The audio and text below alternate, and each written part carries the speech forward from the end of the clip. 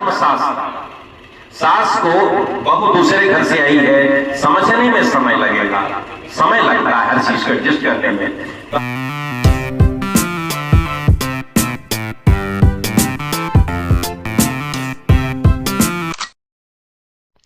Hello दोस्तों, कैसे हैं आप सभी। आई होप सब बहुत अच्छे होंगे। ये बाबू के मोर पूजन का दिन है। सुबह उठ के हम लोगों ने सबसे पहले पीसने वाला चीज़ें पीस के निपटाया। फिर उठ गई थी हमारी बिटिया रानी अपनी मम्मी को पहचानने, इसलिए मेरी गोदी आ गई। तब अपनी मम्मी को देखो कैसे ढूंढ रही है। और खाना बनाना था बुआ के रूम पे, तो कुछ कुछ चीज़ें हम लोग घर से रेडी करके ला दिए थे। और यहाँ पर चूल्हा जला लिया है, सब्ज़ी बनाना शुरू किया है। एकदम सुबह का ही टाइम है और खाना बनाने के लिए ज़्यादा लोग थे नहीं, हम ही लोग थे। तो हमें जल्दी जल्दी सब कुछ निपटाना था क्योंकि पूजा भी देखना था हम दोनों बहनों को खासकर।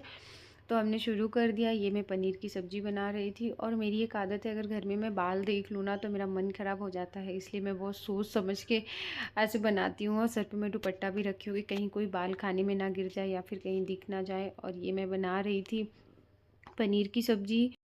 खाना बनाने का काम चल रहा था, फिर बीच में हमने किया नाश्ता, जो कि आया था मेंदू वड़ा। और घर पे एक पंडित जी आ गए थे तो वो तैयारियां शुरू कर दिए थे। और पंडित जी लोग जो डिज़ाइन बनाते हैं, जैसे कि इन्होंने शिवलिंग बनाया है चावल का और बहुत सारी चीज़ें, मुझे देख के बहुत अच्छा लगता है भाई। मुझे थोड़ा थोड़ा याद है जब मेरे घर का पूजा था 10 साल पहले, तब बहुत अच्छे से बनाया था। और अभी मैं देख रही हूँ, इसलिए हम लोग काम जल्दी कर रहे थे ताकि पूजा में जो भी होगा, जैसी भी रस्में होंगी, वो हम लोग देख पाएँ। और ये मैं दूसरी सब्ज़ी बनाना शुरू कर दी हूँ क्योंकि ये दूसरा चूल्हा आ गया था, तो इस पे बनाते तो जल्दी बन जाता। तो एक सब्ज़ी बन गया था, दूसरा शुरू कर रहे हैं, जो कि छौंका लगा रही थी। और पहली बार मैंने इस चूल्हे को जलाया था कि घर में कोई जला भी नहीं रहा था, और मुझे पहले कभी मैंने जलाया नहीं है तो मुझे थोड़ा डर लग रहा था। और ये बुआ देखो कैसे दूर से सब्ज़ी चला रही हैं। फिर इन्होंने छौंका लगा दिया, इन्होंने क्या, हम दोनों ने मिल के लगाया। फिर बना लिया है सब्ज़ी। और फिर बना था दाल राइस भी, जिसका शायद वीडियो शूट नहीं हो पाया है। उसके बाद में फिर हम सारी बहनें बुआ चाची मिल के पूरियाँ बनाए। और ये दोपहर तक में कुछ खाना बन गया था क्योंकि खाना बना के फिर सबको चेंज करके रेडी होना था, फिर उसके बाद में पूजा में बैठना था। और घर पे मम्मी चाची ये लोग थी, भाभी भैया सब लोग पूजा की तैयारी कर रहे थे। और उसके बाद भाभी भैया को बिठा दिए थे पूजा में। पता नहीं कितनी सारी रस्में होती हैं, जितना हम लोग को कुछ पता नहीं था, हमने कभी देखा नहीं था। तो फिर हम भी पहली बार देख रहे थे। और सत्यनारायण जी की कथा पहली बार, मुझे लगता है मेरे साथ बहुत सारे लोगों ने पहली बार सुना। तो बहुत बढ़िया सारी चीज़ें होती हैं जो कि हमें पता नहीं होती हैं, या फिर गृहस्थ जीवन में कैसे जीना चाहिए, ये सारी चीज़ें थोड़ी थोड़ी समझ में आती हैं। और अभी बाबू को भैया ने देखा नहीं है, कुछ 27 दिन या कितना दिन तक तो नहीं देख सकते हैं।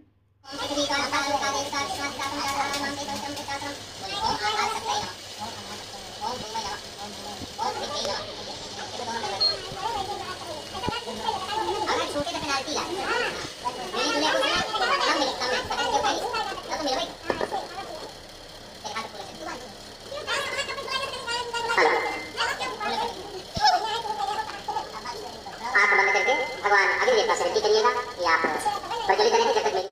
यहाँ पे प्रीतम बाबू को लेके आ रही है क्योंकि भैया अब तक बाबू को देखे भी नहीं है, शायद उसकी आवाज़ भी नहीं सुने हैं। तो फिर ये पूजा में जो भी रस्म होती है उसके बाद ही भैया देख सकते हैं। और मुझे साड़ी पहनना था तो इसलिए मैं सोची थोड़ा जल्दी में चेंज कर लेती हूँ। तो फिर प्रीतम ही लेके आई और फिर उसको नीचे लेटा के, पता नहीं चाची क्या तो सेट कर रही थी, कैसे उठाना है कैसे दिखाना है, क्योंकि हम लोगों ने तो कभी नहीं देखा है कि ये मोर पूजन होता कैसे है जो भी।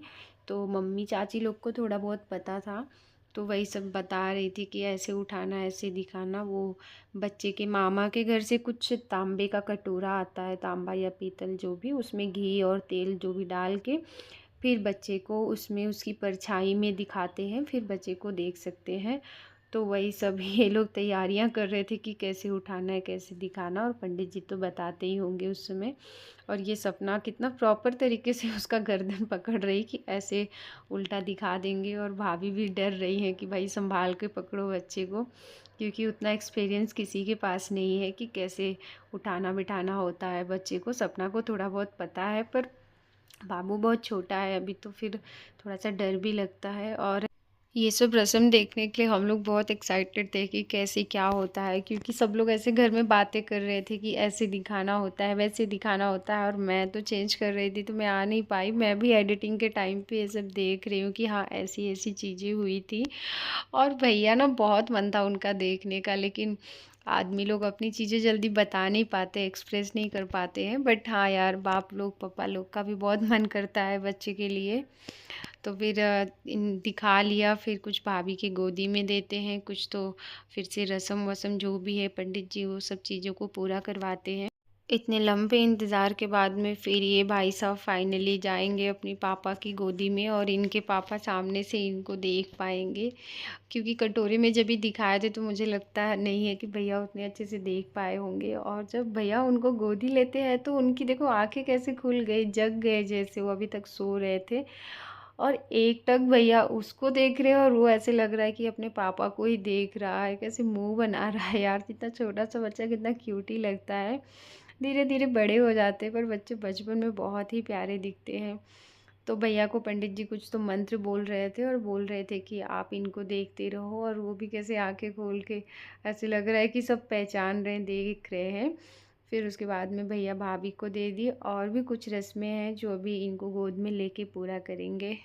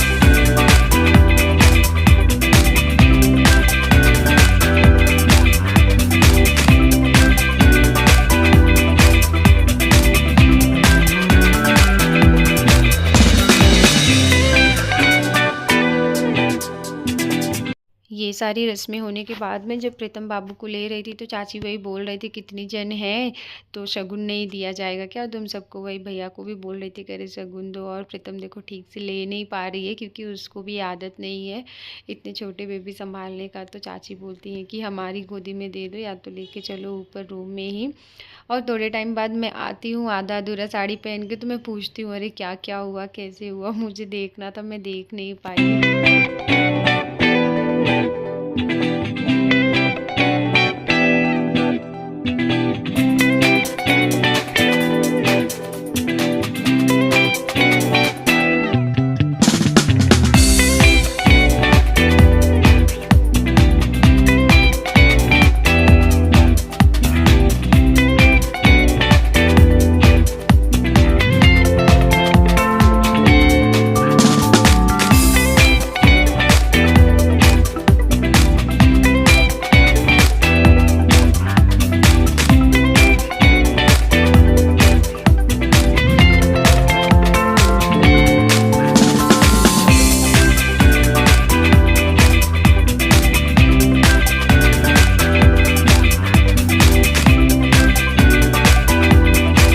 चेंज कर लिया है, कुछ ऐसा लुक है, ऐसी साड़ी पहना है, सब लोग रेडी हो रहे हैं। सुबह से पूजा चल रहा था, काम चल रहा था, टाइम नहीं मिला मुझे भी चेंज करने का, कुछ करने का, तो फिर इतना सा कर लिया है। से बड़े हमारे सास ससुर हमसे बड़े हैं, तो इससे उलझने की जरूरत हमें नहीं।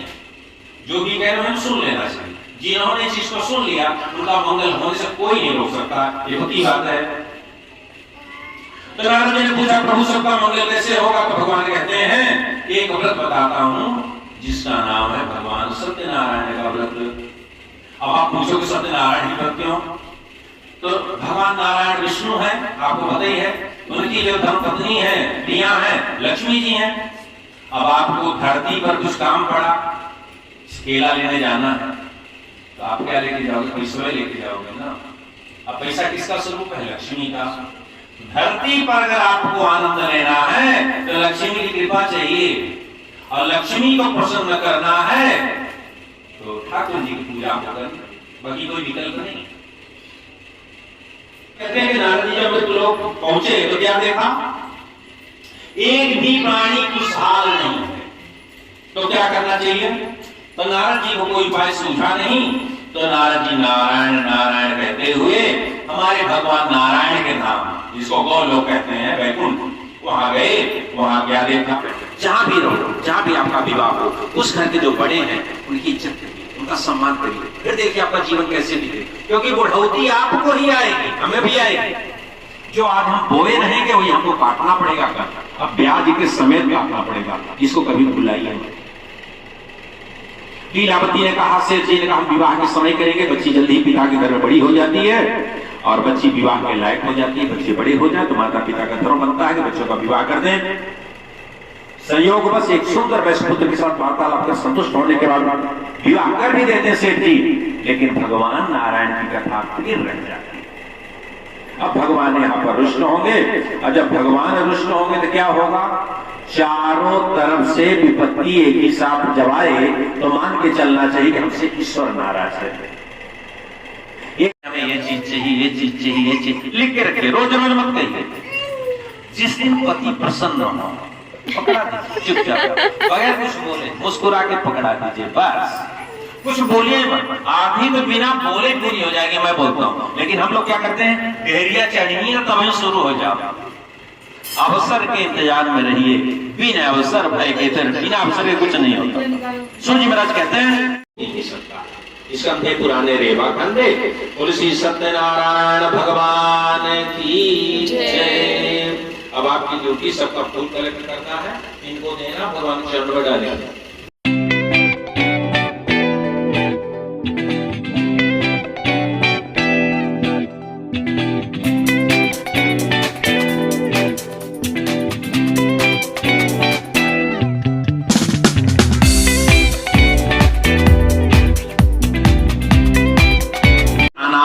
रूप से खर्चा नहीं करना चाहिए। जरूरत है जरूर खर्चा करिए, लेकिन अनावश्यक रूप से खर्चा मत करिए। दूसरा, खाना बनाते समय खाना जरूर बनाए, चाहे आप हिंदुस्तान के राष्ट्रपति ही बन जाए, लेकिन अपने बेटे और अपने पति के लिए खाना जरूर बनाइए। इससे आपका आने वाला समय बहुत अच्छा होगा। इसके लिए नौकरी करती हैं, बहुत अच्छी बात है, पूरा नौकर से भर दीजिए घर, नौकर नौकर नौकर। कम से कम खाना नहीं बनाती हैं तो प्रेम से निकाल कर अपने बेटे को निवाला खिलाइए और अपने पति को परोस दीजिए। खिला सके तो अच्छी बात है। तो खाना जरूर बनाइए। जो महिलाएं अपने घर में खाना नहीं बनाती, उनके घर का दुर्भाग्य कब आएगा पता नहीं। पैसे हैं, होटल में जाइए कुक खाइए, मैं नहीं बोलता हूँ, लेकिन कभी कभार खाना जरूर बनाइए। ये गहना और गाड़ी के लिए गला मत दबाइए, लड़ाई मत करिए। रात को 12 बजे, 1 बजे, 2 बजे अगर आपके यहाँ कोई अतिथि आ जाए तो कभी मुंह मत खुलाइए। आपका दायित्व बनता है कि उस घर की स्वामिनी आप ही हैं। घर महिलाओं का होता है, पुरुषों का नहीं होता। अतः आपका धर्म बनता है कि कोई मेरे यहाँ आया है, आपको ही उठ के खाना बनाना चाहिए। ना खाए वाला बात है, पूछ लीजिए, अगर इच्छा है तो जरूर बनाइए। मन को छोटा मत करिए, क्योंकि आप इस लायक हैं कि आपका घर है और कोई आया है आपके दरबार में। ईश्वर का बहुत बड़ा धन्यवाद है। बाकी धरती पर ऐसे लोग हैं, न तो उनके हाथ है, न मुंह है, न कान है, न घर है, न द्वार है, अनाथालय में पड़े हैं, है ना।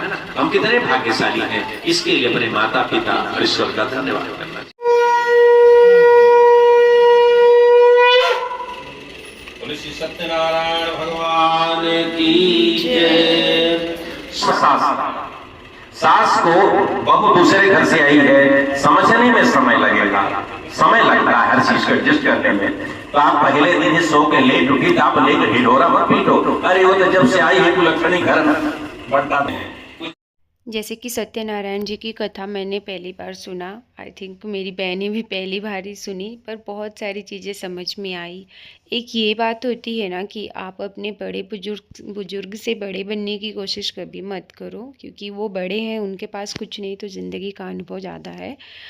और बहुत सारी चीज़ें समझ में आई। और ये जो हमारे घर का बच्चा है बिट्टू रानी, ये तो भाई अपने में ही मस्त रहता है, खेलते खाते रहता है।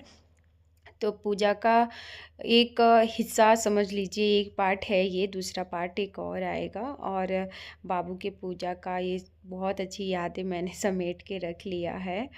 और शाम हो गया, अभी तक पूजा ख़त्म नहीं हुई है। बताओ कैसा लगा देख के, बोलो। देखो ना यार, भैया को नहीं बोल सकता मैं, प्लीज बोलो, बड़ा हो जाएगा तो बोलेगा मेरे पापा ऐसे किए। भैया देखे ना बाबू कैसे वैसे देखते रहे, नजर ही नहीं हटाए।